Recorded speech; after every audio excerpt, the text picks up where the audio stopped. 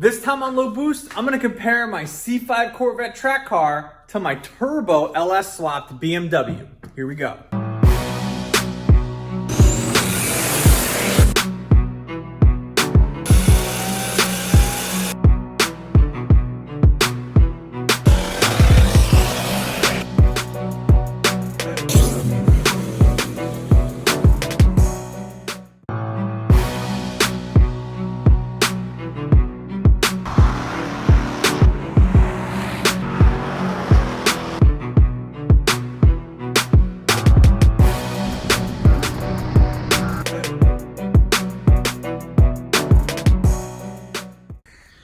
To be honest with you, I hardly ever have both of these cars in the garage at the same time because my wife usually takes up this spot. But I'm going to a car show tomorrow and I wanted to have it all nice and cleaned up and getting ready to go. So I figured, while I have both of them in here, I should talk about them both because a lot of people ask me, what do I like more, my C5 Corvette or the Turbo LS Swap GMW?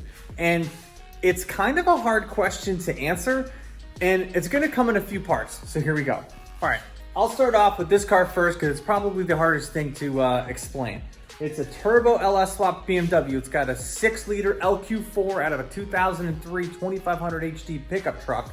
It's got a Borg-Warner SXE 372 Turbo, tile 60mm wastegate. It's got a T56 6-speed transmission and now a brand new McLeod RXT twin disc clutch in this thing. It's a Gen 3 motor, so I don't want to go super crazy on it. The last time I was on the dyno, it made 487 horse and 650 pound-feet of torque on pump gas, and I'm looking to turn that up.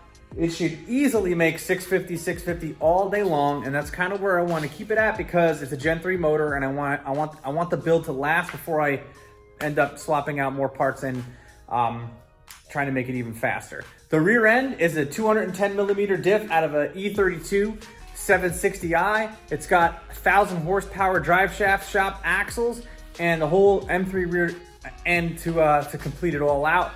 New H Hot Rods LS Swap kit with a New H Hot Rods drive shaft that completes the whole thing out. Tuned on Holley Terminator X by Savage Speed Garage. Now, the car itself is an E36 coupe. It's a 1994, so I don't have to deal with the OBD2 stuff. And I don't drive it on the racetrack. It's basically just a street car. I will take it to the drag strip though. My C5 Corvette is a track car. It does have air conditioning, unlike the E36. It's basically just your stock LS1 from 2003. It's got an intake, long tube headers, and an X-pipe, and I'm still on the stock exhaust because I have noise limitation requirements on some of the local tracks that I go to around here. It probably makes like 340 horsepower to the wheel.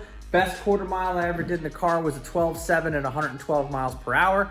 I usually have Bridgestone Potenza RE71R tires on it, and I run some C6 wheels and tires, these black ones you see here when I'm not on the track. All right, first off, I'm gonna talk about street driving. And when it comes to driving cars in the street, I gotta give the nod to the E36.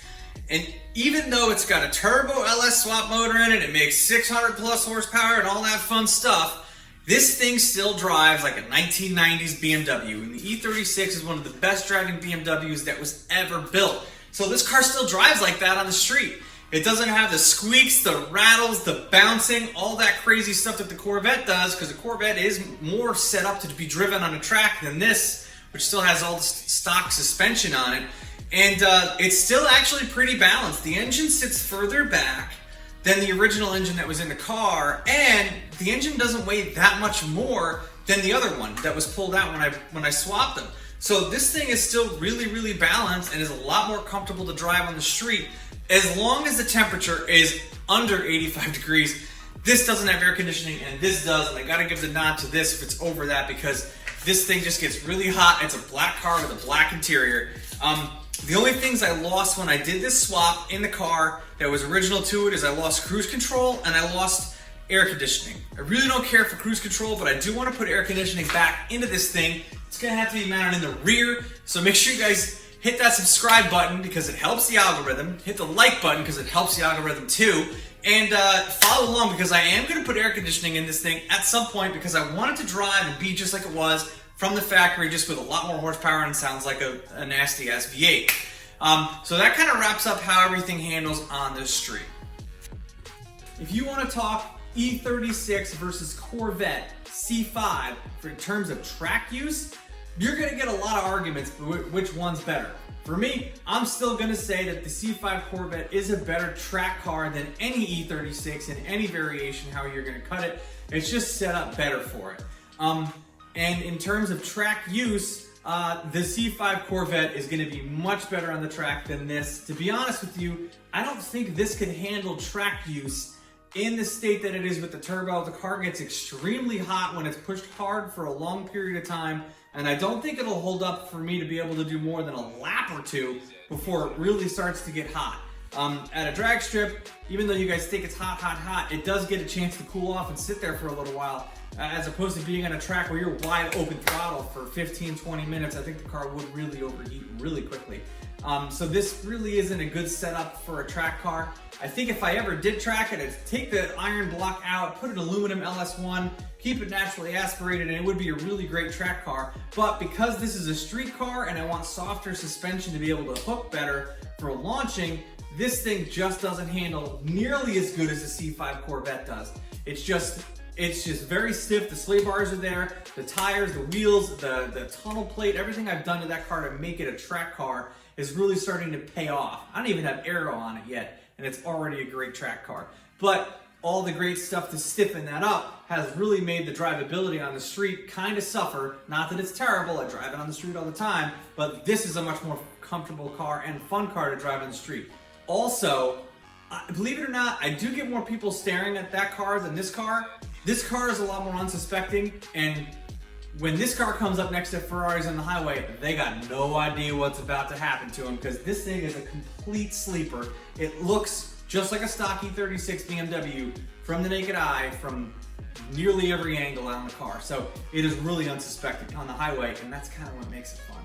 It's a total sleeper.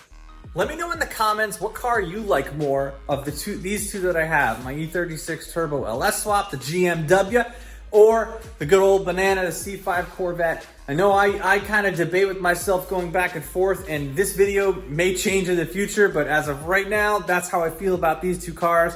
I would love to hear what you guys think about these two cars, because this is the oldest car I've had on my YouTube channel, if you don't count my M235. I started my YouTube channel on this build, and the Corvette I've had for a little over a year, and that's not going anywhere either, so there's going to be a lot more content on both of these cars coming up. And thank you very much for watching. I'll catch you in the next one.